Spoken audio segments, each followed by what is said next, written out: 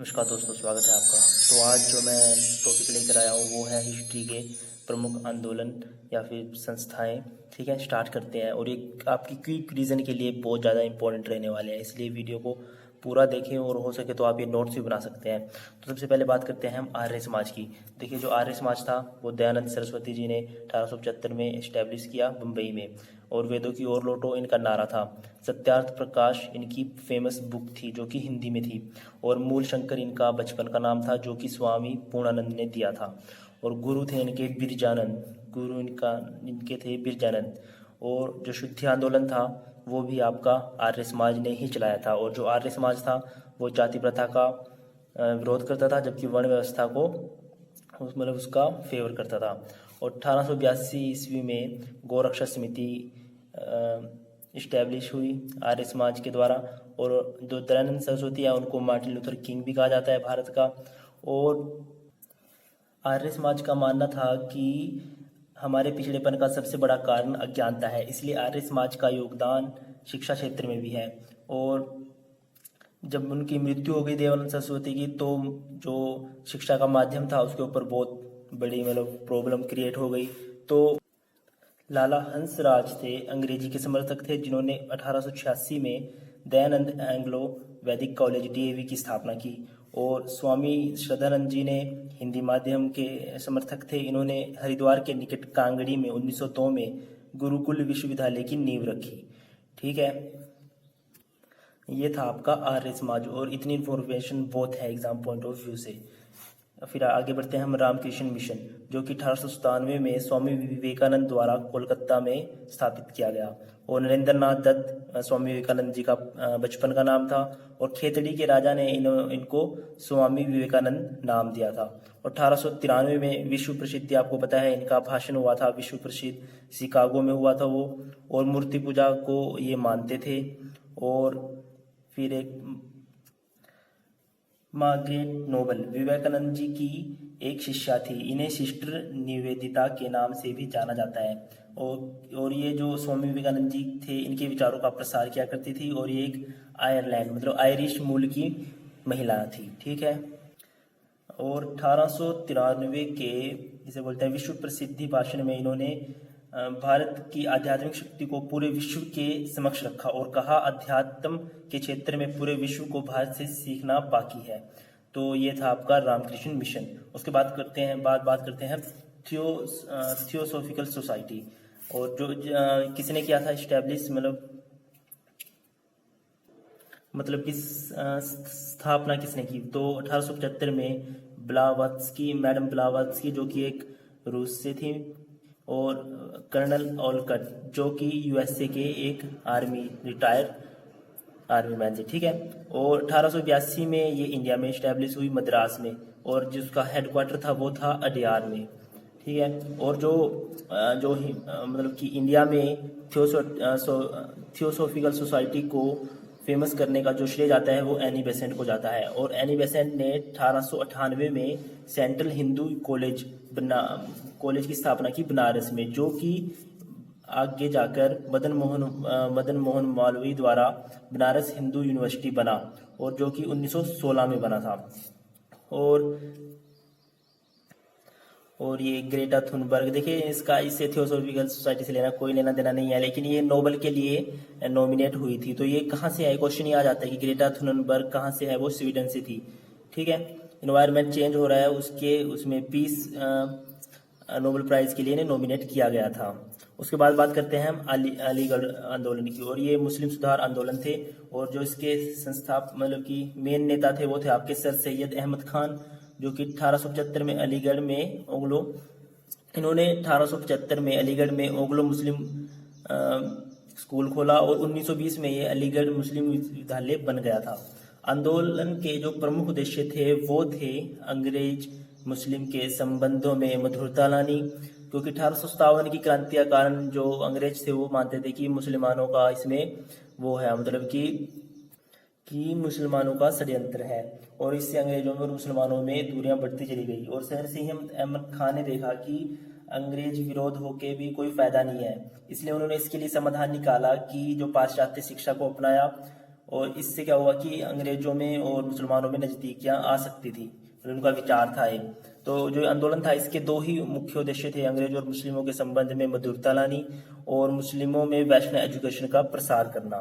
ठीक है, उसके बाद है कि 1857 से देखिए राष्ट्रीय भावना जागनी स्टार्ट हो गई थी, जो कि 1885 में कांग्रेस की स्थापना के रूप में सामने आई। तो जो वो थे सैयद अहमद खान ने यूनाइटेड इंडियन पैट्रियोटिक एसोसिएशन की स्थापना की कांग्रेस के विरोध में 1888 में। ठीक है, क्योंकि अंग्रेजों ने फूट करो और फूट डालो और राज करो की नीति अपनाई और जिसे बोलते हैं कि फूट फुलवाकर राष्ट्रीय चेतना को दबाने का प्रयास किया। और 1888 में सर सैयद अहमद खान को नाइटहुड की उपाधि दी अंग्रेजों ने। ठीक है, और उसके बाद बात करते हैं हम, तो ये था आपका क्या बोलते हैं उसको, कौन सा था ये, अलीगढ़ आंदोलन। ठीक है, और इसके बाद करते हैं हम अहमदिया आंदोलन। तो इसमें क्या इम्पोर्टेंट है, इसमें इम्पोर्टेंट ये है कि ये कहाँ पे हुआ था। देखिए 1889 में हुआ गुरदासपुर जिला जो कि पंजाब में है, और मिर्जा गुलाम अहमद इसके मतलब कि मेन नेता थे, जो खुद को हजरत मोहम्मद का अवतार मानते थे, बाद में वे कृष्ण का बताने लगे। मतलब कि जो ये आंदोलन था ये रूढ़िवाद सोच का संरक्षण हेतु था। सिर्फ जो हमने अभी पीछे पढ़ा अलीगढ़ आंदोलन ही एक ऐसा आंदोलन था जो कि मुस्लिम समाज को आधुनिक समाज की ओर लेकर जाना चाहता था, बाकी सब रूढ़िवादी सोच का संरक्षण करने हेतु आंदोलन चलाए गए थे। ठीक है, उसके बाद बात करते हैं हम, फिर आ जाता है बीच में मान लीजिए प्रार्थना समाज। प्रार्थना समाज जो कि 1857 में इसकी 67 में इसकी स्थापना की गई महादेव गोविंद रानाडे और आत्माराम पांडुरंग द्वारा। और फिर फेमस आंदोलन है कुका आंदोलन जो कि 1872 में सिखों द्वारा मतलब सिख धर्म की शुद्धि का आंदोलन था ये। और इसके जो मुख्य नेता थे वो थे भगत जवाहरमल और बाबा राम सिंह ने आंदोलन को सक्रिय किया। ठीक है, मतलब कि मुख्य नेता भगत जवाहरमल थे, लेकिन जो मतलब सक्रिय बनाया ज़्यादा वो बाबा राम सिंह जी थे। ठीक है, उसके बाद आता है शारदा एक्ट। जो शारदा एक्ट था वो 1930 में आया है, और उस टाइम जो वाइस गवर्नर जनरल थे वो थे आपके इरविन। और विवाह की आयु इसमें वो हुई थी कि निश्चित हुई थी, फीमेल की होनी चाहिए 14 वर्ष और मेल की होनी चाहिए 18 वर्ष। और जो शारदा है, आप शारदा एक्ट का नाम सुना होगा, तो जो इनका पूरा नाम वो थे विलास शारदा, ये व्यक्ति थे जिनके प्रयासों से ये एक्ट बना था। और फिर आता है मुंडा बिरसा विद्रोह जो कि 1895 से 1901 के बीच में एक्टिव थे, ये हुआ था। और छोटा नागपुर इसका प्रमुख क्षेत्र था, ये बहुत इंपॉर्टेंट है। और जो इसके नेता थे, मुख्य नेता वो थे बिरसा मुंडा, इनका नाम था। जो मुंडा विद्रोह था वो 5 जनवरी 1900 ईस्वी को स्टार्ट हुआ, जिसमें बहुत अंग्रेज और जमींदार आदि मारे गए। लेकिन बाद में अंग्रेज अपनी सेना लेकर आए और मुंडाओं को घर में घुस कर मारा और बिरसा मुंडा को रांची जेल में बंद कर दिया, जहां हैजे के कारण उनकी मृत्यु हो गई थी। ठीक है, ये था। और उनकी मृत्यु कब हुई थी? उनकी मृत्यु 9 जून 1900 ईस्वी में हुई। ठीक है, याद रखिएगा 9 जून 1900 ईस्वी में। फिर आगे बढ़ते हैं हम। जो सत्यशोधक समाज की स्थापना किसने की थी? ज्योतिबा फूले जी ने, जो 1873 में की थी।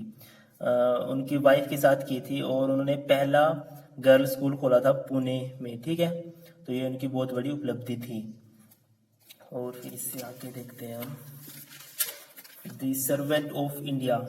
इसकी स्थापना किसने की थी? 1905 में ये की थी गोपाल कृष्ण गोखले जी द्वारा की गई थी। 1905 में गोखले के बाद मतलब कि 1915 में जब इनकी डेथ हो गई थी, तो उसके बाद जो सर्वेंट ऑफ इंडिया के जो कह सकते हैं कि पद पे अध्यक्ष बने थे अगले, तो वो थे श्रीनिवास शास्त्री जी ने पद संभाला था।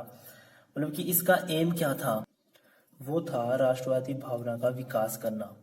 ठीक है, तो ये कुछ आंदोलन पढ़ रहे हैं हम। देखिए ये जो आंदोलन है एक क्विक रीजन के लिए है आपकी, और इसमें से आपको क्वेश्चन आएंगे ही आएंगे। आप चाहे मेंस लिख रहे हैं, प्री है, कुछ भी है, इसमें आएंगे ही आएंगे क्वेश्चन।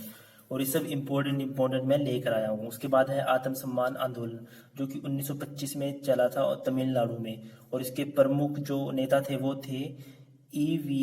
रामस्वामी नायकर या फिर उन्हें पेरियार भी कहा जाता है। और उन्होंने उनका पत्र का प्रकाशन किया था उन्होंने, उसका नाम था फूदी अरासू नामक पत्र का प्रकाशन उन्होंने किया था। और फिर कृषक आंदोलन है कुछ इम्पोर्टेंट जो कि इस तरह है, देखिए। नील आंदोलन कहाँ हुआ था, वो आपका नादिया बंगाल में हुआ था 1859 से 60 में। और रामोसी महाराष्ट्र में। चंपारण ये देखिए आप पढ़ ही सकते हैं। और बारदोली 1928 में सूरत गुजरात में। और इसमें हुआ क्यों था कि बम्बई गवर्नमेंट द्वारा 22% लगान में वृद्धि कर दी गई थी। और तेभागा आंदोलन 1946 में बंगाल में। साहूकारों व जमींदारों का विरोध। तो ये कुछ है। और जैसे ये all India depressed class federation की स्थापना किसने की थी, वो है आपके भीमराव अंबेडकर जी द्वारा। और देवबंद आंदोलन 1866 में सहारनपुर में हुआ।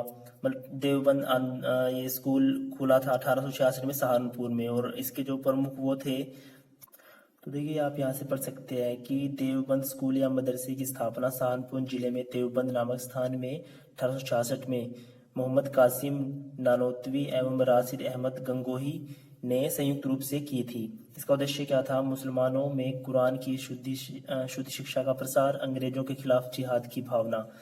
यहाँ अंग्रेजी शिक्षा वर्जित थी। यह आंदोलन अलीगढ़ आंदोलन के ठीक विपरीत था। और जो अलीगढ़ आंदोलन था जिसके नेता सर सैयद अहमद खान थे, उसका जो मोटिव था वो था कि जो पाश्चात्य शिक्षा है उसको प्रमोट करना। ठीक है, तो दोस्तों ये थे कुछ प्रमुख आंदोलन। ठीक है, तो मैं चाहूँगा कि आप लोग इसके चाहे नोट्स बना लीजिए, चाहे आप ऐसी वीडियो देख लीजिए क्विक रीजन के साथ।